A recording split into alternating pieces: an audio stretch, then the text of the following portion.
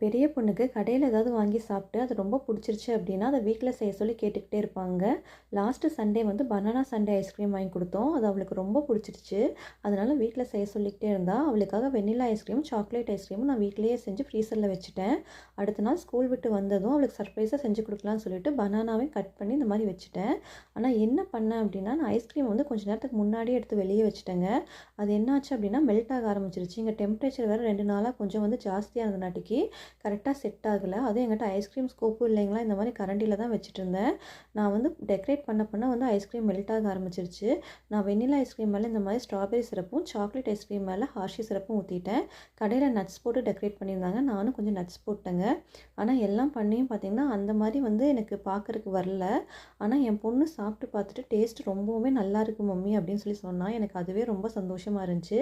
Next time கரெக்டாக வந்ததும் உங்களுக்கு நான் ரெசிபி ஷேர் பண்ணுறேன். நாளைக்கு வேறு வீடியோவில் பார்க்கலாம்.